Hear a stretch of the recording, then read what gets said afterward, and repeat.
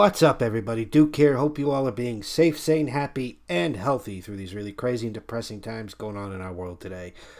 Welcome back to another episode of Paranormal Road, our podcast where we talk all things paranormal, and try to decide whether or not these are real or a bunch of hoax. Last week we had an awesome episode talking about Bigfoot. If you guys missed that, check the link in the description box below. Make sure you hit that thumbs up button. Leave your comments in the comment section below. Joining me, as always, from the great state of Texas, my good buddy and co-host, Dave. Dave, welcome back to the show, man. Thank you very much, sir. So this week, we got actually a very interesting topic that we wanted to discuss and really dive into as much as we can. UFO abductions, but not just any UFO abductions. We want to talk about the Travis Walton abduction that occurred back in 1975. Dave, this has got to be one of the most profound abductions ever to be out there, to be honest with you. What are your thoughts on this thing, man? This man's story has never changed from 1975 until today. He's very adamant, very credibly sounding. And the fact that, he and the whole crew passed the polygraph test, and Travis actually passed the second one that he and his brother had done later on in the year when they were asked to do it. They did take another polygraph test, and he passed that one as well. What's interesting, you guys, about this story is Travis Walton used to be a logger. Him and a bunch of his fellow crewmates were on their way back from the job site, and it was around sunset in 1975 when they came across this bright light in an area. They stopped the vehicle that they were driving, and Travis was the only one that actually got out of the truck, which I don't know what would have possessed him to do that. And he went up to this light, and I guess they described this unknown aircraft that was just hovering there. And yeah, I agree with what you said. Why would he have done that is crazy, but he did. Yeah, I mean, honestly, if I saw an unknown craft or something, I'd probably drive the truck in the other direction. But in all honesty, this craft took off. Travis remembers being knocked down by this thing, and then next thing you know, when the light clears, Travis was gone. And what was he gone for, like 5 days? 5 days. And if you listen to the testimony of the men in the crew, they all say the exact same thing he did, that the light hit him, it blew him back almost 15 feet. He bounced off the ground and then was picked up and taken away. Yeah, it's like the aliens realized, like, oops, we kind of screwed up there. We better go back and fix that. Yeah. You know? Yeah. I'm a firm believer that we are definitely not alone in this universe. And No, I agree with you 100%. I mean, for the sheer fact that I've grown up being taught that the universe is absolutely endless. So how would it be even possible for us to be alone in this universe is beyond me. And everybody has a right to be skeptics, but like I said, I'm a firm believer that we're not alone. Whether or not aliens are, hundreds of years advanced than we are, who knows? I mean, they could be. There's no proof of that, but... Well, if they're visiting us, that's proof. Oh, yeah. Because we can't visit them. Oh, yeah, definitely.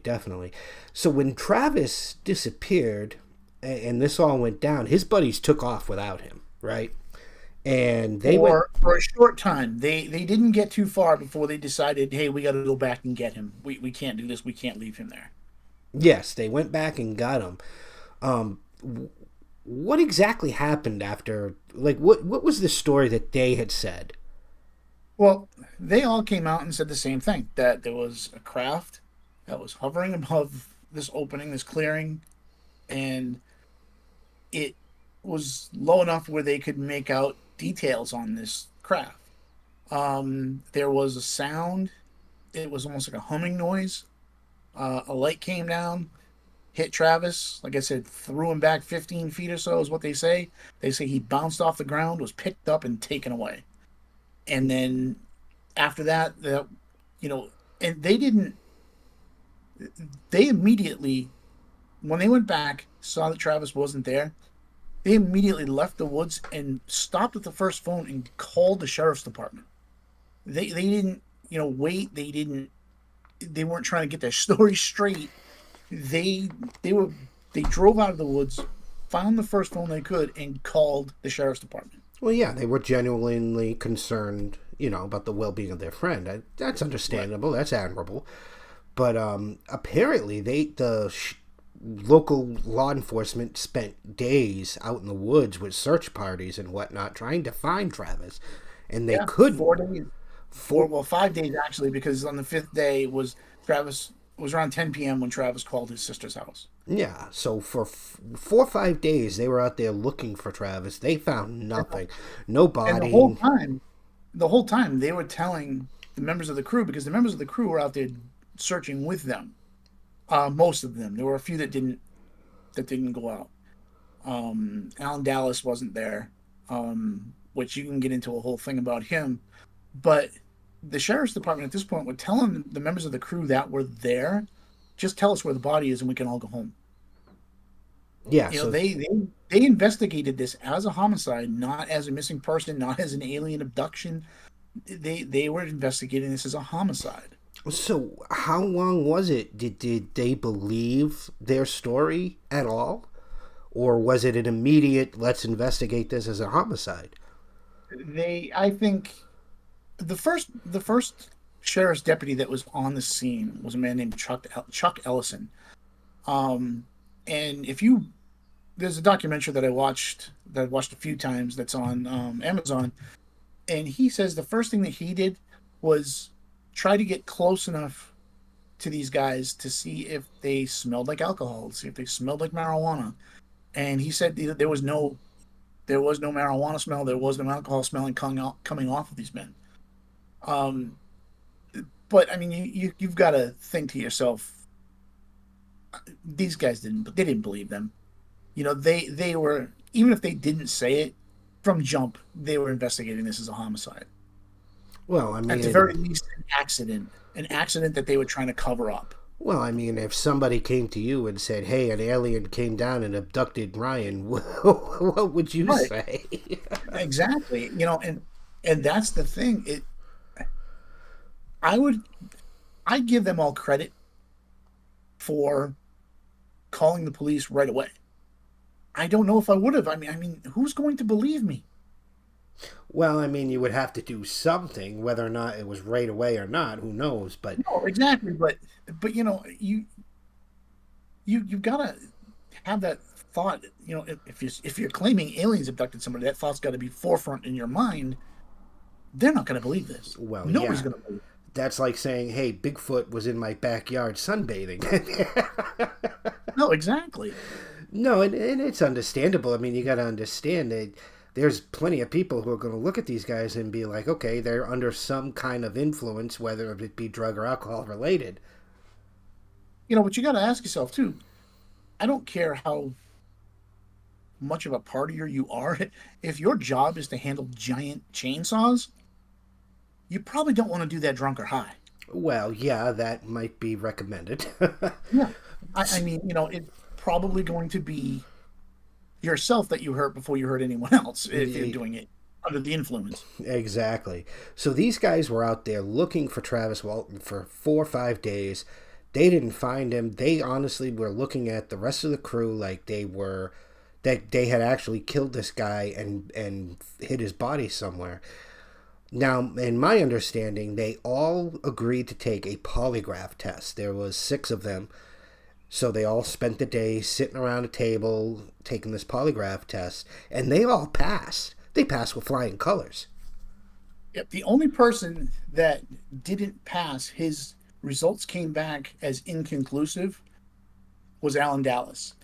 Now, Alan Dallas and Travis Walton and Mike Rogers, for that point, who was the foreman of the crew. They didn't get along. Mike and Travis were best friends. Alan really didn't like them, and he had had a fight with Travis, an argument, a couple days prior. So, and he had had run-ins with the law, but most of his run-ins with the law were stupid stuff: drunken, disorderly, possession of marijuana, fighting. He wasn't. he wasn't a killer. He just wasn't a killer. He was, yeah, he had his issues with the law, but he wasn't a killer. But his results came back inconclusive. But what they didn't tell you back then was his results came back inconclusive because at the end of the test, he just got up and walked out. He ripped the equipment off his hands and his chest, and he just walked out. He was done. And so they marked it down as inconclusive. But he was Oh, passing up to that point. yeah. See, I didn't hear that part about that Mhm. story. Yeah, he was passing up to that point, and again, I think he was just that guy that was, like, enough of this. I'm done. I mean, he was probably, close to the end. That was a 12-hour day for them, and the polygraph was done in the county courthouse, which is where the jail was. And these guys all went in to do this polygraph test, knowing that they were probably not going to walk out of that building again. Well, I'm sure they had some indication that they were probably going to get arrested for something that they Right. didn't do. Right. Now, I can't remember which one of them it was, had said that he was more nervous taking that polygraph test than he was watching Travis get abducted. Well, yeah, when your life is on the line and they're Yep. looking at you like, hey, you committed a major felony here, and you know you didn't do it because you know what you saw, and how do you prove yourself to be innocent? Right. And that was funny because that was all the skeptics, all the people that don't believe. That's their thing is, where's your evidence? There's no evidence. Well, lack of evidence is not evidence. And you can't you can't say just because you can't point me to, because there was nothing on the ground. They went back to the site. There were no, what you would say, landing marks. There was nothing. There weren't even footprints in that area where this supposedly happened. So yes, there was zero evidence. Yeah, They couldn't find anything. It was just there. yeah. Now, when they did go back the next day with a Geiger counter, Travis Walton's brother was with the crew checking the radiation levels, and he said the Geiger counter was off the chart. It was pegging every time they were in that area. That's insane because it makes you Yeah. wonder what these crafts are made of, what they use for fuel. You know? Now in 2021, Travis Walton and a crew went back to the area. They went right to where the abduction took place, and they were happening noticing trees that were either cut down or had blown over. That the growth rings in the trees weren't really symmetrical. They were kind of oblonged, with the larger portion of the circle facing into the area of abduction, all the way around it. Now they went and tried to find the closest, you know, try to find the closest scenario to this. And what they ended up doing was checking with in Chernobyl, and they found that the growth rings in the trees were almost the same in Chernobyl as they were in Snowflake. So because they were exposed to high radiation levels. Correct. Yep. Really, that's interesting. So it Yeah. left behind something. They just didn't find it until 2021. Right. Wow, that's insane. So Travis Walton, they witnessed this. They're going through this with local law enforcement, trying to prove their innocence. And for 5 days, Travis Walton is gone. And all of a sudden, on the fifth day, he pops back up. He's in a phone booth, doesn't know where he is, but he calls who? Was it a family member? His sister? He called his sister. His brother-in-law answered the phone, but he called his sister's house. So he calls his sister house. Could you imagine getting that phone call like, "Hey, it's me. I'm back." Right. And the thing is, you got to think this is 1975, and this is in a very small town in Arizona, where now they have media from around the world in their small town. and every one of them's phone does not stop ringing because people, want to talk to them, or you just get, people that are just trying to be mean, or whatever the case may be. Excuse me. And you pick up that phone for the 100th time that day, and somebody says, "Hey, it's me, Travis. I'm back." His brother was like, he almost hung up the phone, and he heard him say, "Wait, don't hang up. It's really me." And he told them where he was, and they went out and got him. Now, they didn't bring him back home. They took him to a hotel in Phoenix, because they didn't want him going through, all this scrutiny and being, questioned by law enforcement and the media right away. They needed, he needed to decompress. But they had contacted a UFO research group in Phoenix who actually, the way they investigate, they don't just, it's not just them. They bring in doctors to do physical examinations and take blood work. They hire scientists that are respected, physicists, whatever the case may be, and they do a thorough examination of the case. So they didn't want, Travis just going right home. So they immediately took him to a hotel in Phoenix. And Yeah. that's where he started undergoing all his testing. So he started. They wanted to see if anything was there to prove his story that he was abducted, by extraterrestrials. Right. So did they come up with any kind of results from examining him? Nothing that would have proven that he was abducted. Now, there was, they did, obviously they did a drug test. It came back 0.00. By all accounts, Travis did not use drugs, and he barely drank. He was just, he was clean. Okay, I'm sure that's the first thing they would do just to try to make sure, know. Yeah, and his drug test came back clean. What they also did, because he shows up 5 days later, he's wearing the exact same clothes he was when he was abducted, and he's lost 12 pounds. So they do these tests, and I can't remember what the test is called, but it's basically to see if your body starts to consume itself to, maintain life. Mm. And his body did not show any signs of this, which leads a lot of people to believe that his abductors were trying to provide him with some form of nutrition, some form of sustenance. Yeah, And food or IV or something. Right. But he lost 12 pounds in 5 days. Now, see, a lot of people to this day still say that this story is a hoax, and I'm sorry, but if I'm going to try to pull off a hoax like this, I'm not going to stop eating for 5 days. You couldn't pay me enough for that.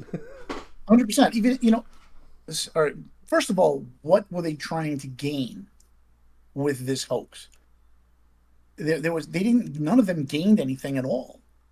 A lot of them actually ended up moving out of town to places where, nobody knew who they were. But one of the theories is that they were trying to get out of the logging contract that they were in. That they were in over their head, and they couldn't finish in time.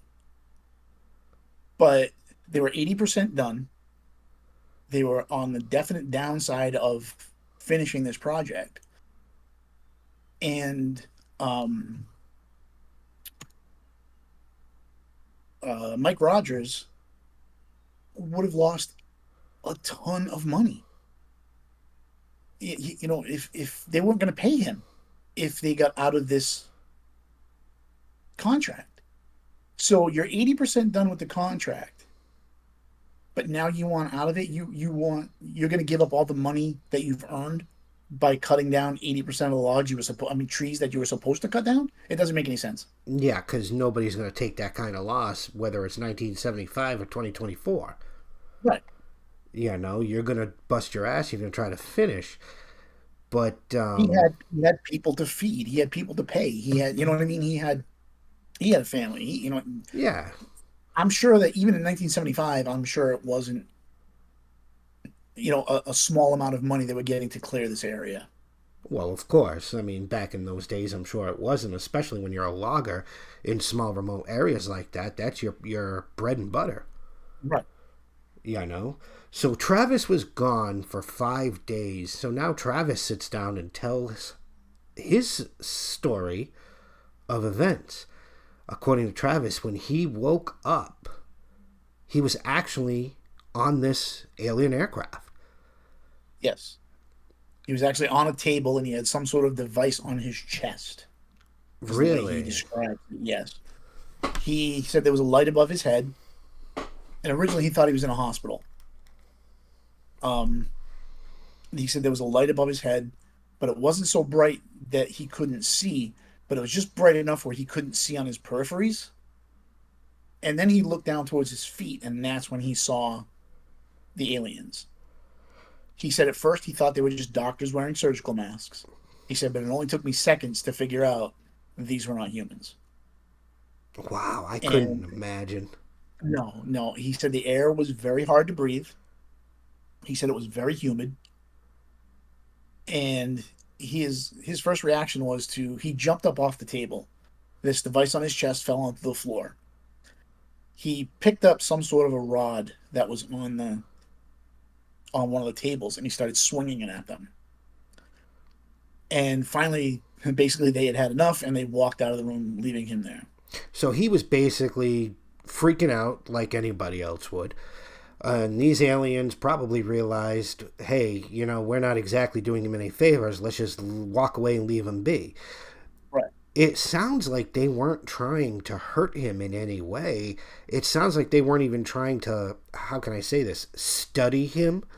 Sounds like they were actually trying to help him.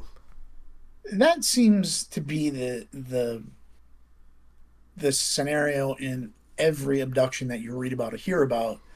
Um, they're not trying to hurt people. They want to know what's going on, and you've got to figure. Yes, it was 24 years later. Well, 24 years prior when Roswell happened. Um, but that was still kind of fresh in people's mind. That was that area. Roswell was in New Mexico. This took place in Arizona. And, you know, when they were interviewing people in 1975, just talking to people on the street, there were a lot of people that said that they had seen UFOs. Now, what you've got to remember too is this is where we were doing all of our nuclear testing. And you've got to assume that maybe, it was the radiation that attracted them to the area, but maybe they're just trying to see what radiation in small doses does to people, does to humans.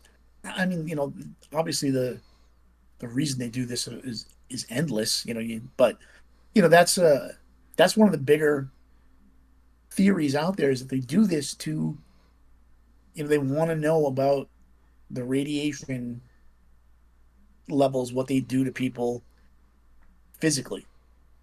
And they in 1975, Arizona had the highest UFO sighting rates. Actually, the whole country did. In 1975, it was a stellar year for UFO sightings, but Arizona was like up there. Arizona, New Mexico, and they, that's my theory that they're just checking things out. You don't hear about it that much anymore. No, you really don't. I can't And remember the last time we heard about a UFO sighting, never mind an abduction. right, and you've got to ask yourself, did they get the data that they need, and now they're just checking us out? Yeah, Are we their ant farm? You know what I mean? we very well could be. I mean, obviously, we're not as advanced in technology as they are, clearly, but they could just be studying us and, keeping an eye on our development. I mean, I think the last abduction was sometimes in the 80s, was actually in Massachusetts, believe it or not. Well, it's funny to think about is the very first recorded um, abduction was in New Hampshire. Oh, I didn't know that. Yeah, Betty and Barney Hill.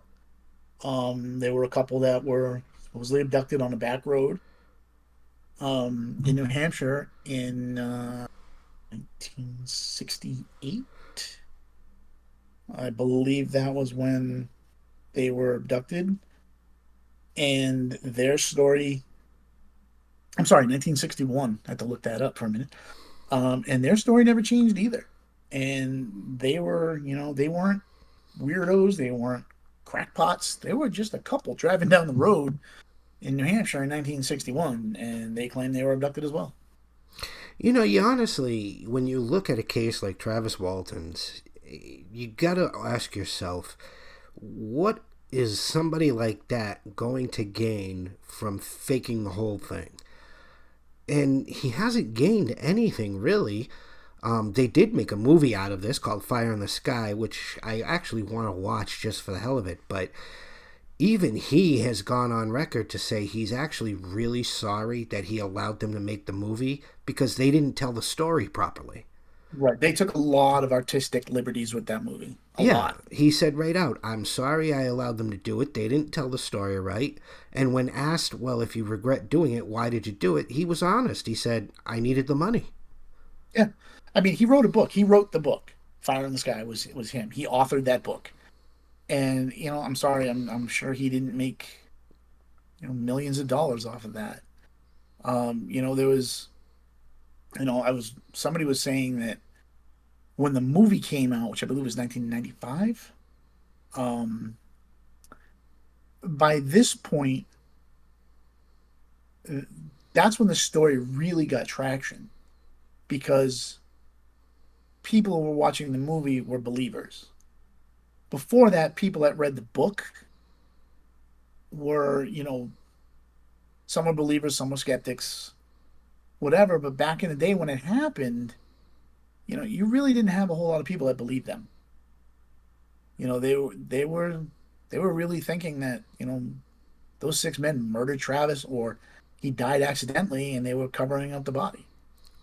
Well, when it comes to small towns like that, I mean, anything could be possible. And I'm sure, especially this day and age, if something like that were to happen, the first thing law enforcement would turn to is what are you under? What are you on? Are you on drugs? Are you drunk, half in the bag? And, then they're going to start looking at, well, did you have an argument? Where's the body? And, all that kind of stuff.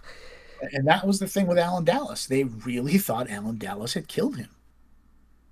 That is all. It really is just a crazy story, man. I don't even know what I would do if something like that happened to me.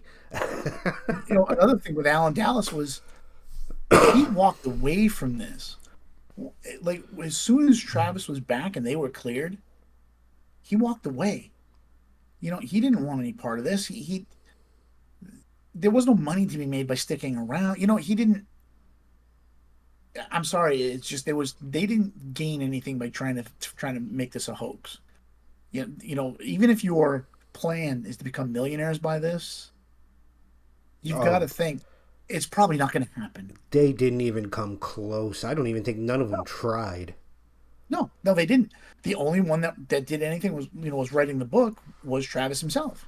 He wrote Fire in the Sky, and the rest of them, like I said, they had moved out. A couple of them moved out of town. To towns where people didn't know them. And one of the guys, I can't remember who it was. I think it was John Goulet, but I could be wrong.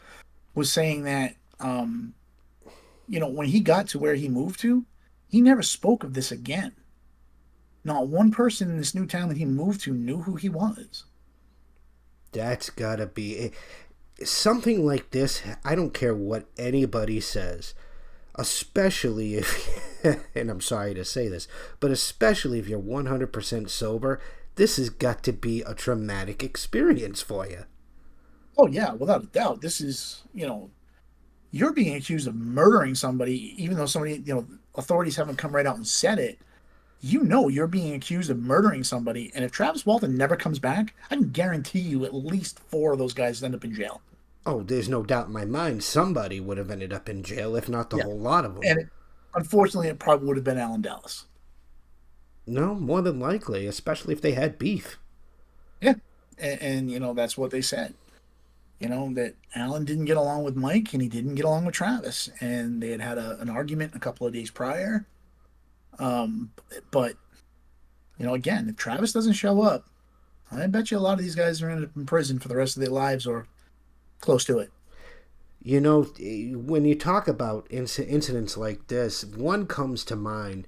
I remember being a kid and I was watching television, and there was this documentary on an alien abduction. And I believe it was called Alien Abduction Incident in Lake County. This was about 95, 96. I believe you can watch parts of it on YouTube.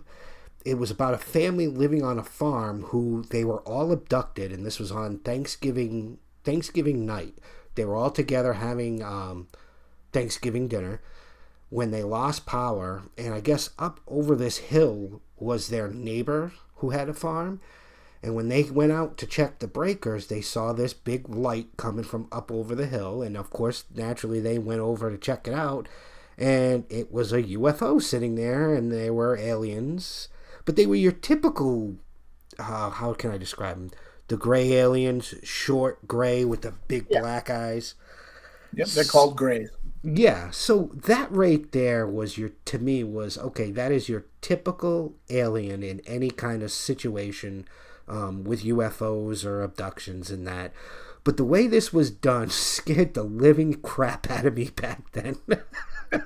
It did. But I was a kid back then, man. Anything used to scare me.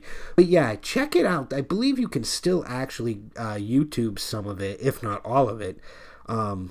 The documentary that was on TV was obviously all actors, but somewhere out there, and I remember I was curious about this going back a few years, I was looking for the actual footage because there was supposedly actual footage, and I did find it, and it was all very surreal to see this family, these aliens coming after this family, and you could hear the fright in their voice, as they were screaming and crying, and it was just terrible. It was terrible. But I don't remember for the life of me whatever happened to that family. If they ever came back or, what the deal was, But stuff... I'll have to check that out. I don't think I've ever seen that one. I'll have to check that out. It's very old. And matter of fact, that was the last time I heard of that abduction case. But it's, like I said, I believe it's called Alien Abduction Incident in Lake County. So, like I said, try to YouTube that, and I believe I found... and there might be pieces of it on there still. You might actually find the entire thing, believe it or not. Yeah, I definitely will check that out. Now, here's a funny thing, too, about the Travis Walton case. While they were doing a search, I think it was day 2, might have been day 3, all of a sudden, people that no one in the town knew started showing up.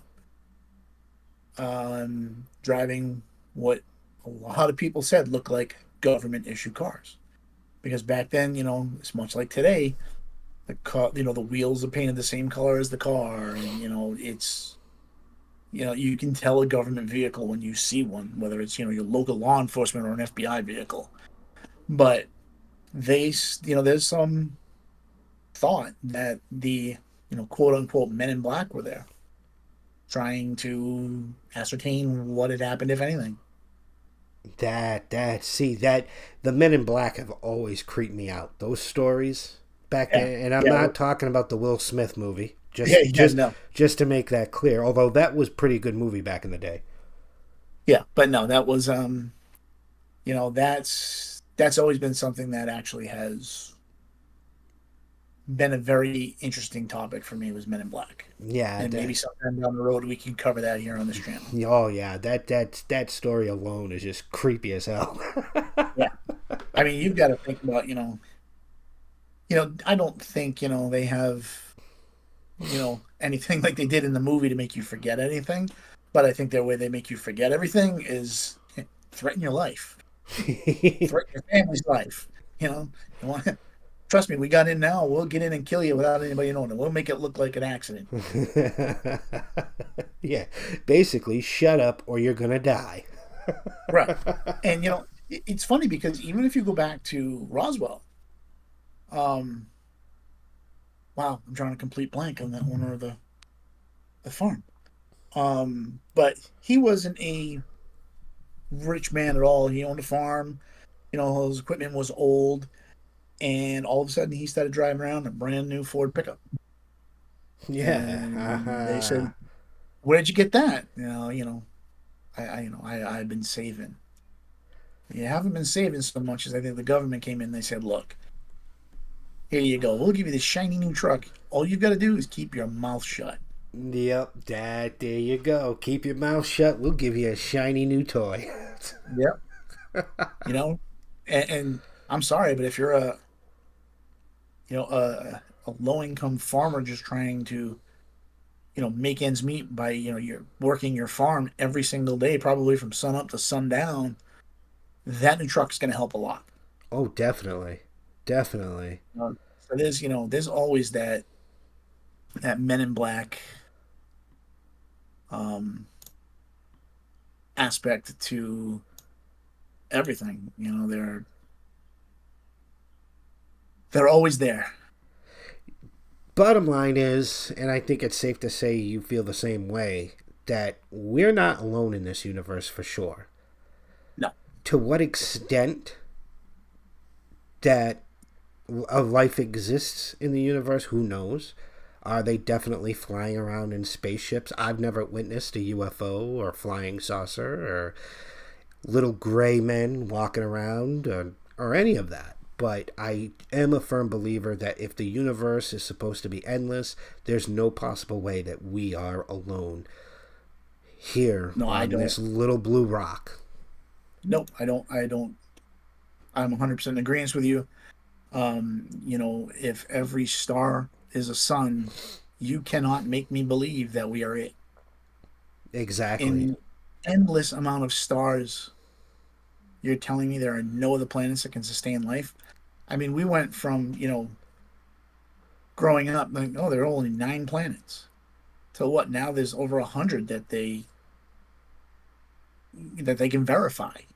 Oh, yeah. And some that are capable of sustaining life.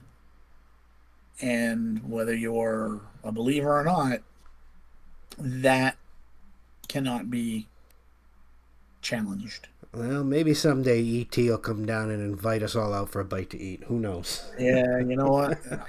I hope I live long enough to see it. Now, in your, I saw something when I was a kid. Actually, right in your town, not far from your house. Really? My mother and I was maybe 12, um, maybe a little younger. I'm going to say 11, 12. I'm going to say in that 10 to 12 range. Now, this could have been anything, but my mother and I were driving home and we were up by the memorial field. Uh-huh. You know where I am? Yep. And um, all of a sudden, my mother said, "What is that?" I looked up and there was a giant, and I say giant because I was a kid, but I mean, who knows? But to my recollection right now, it was a giant flaming ball went right over our car. And again, this was 1982. I didn't have to wear a seatbelt.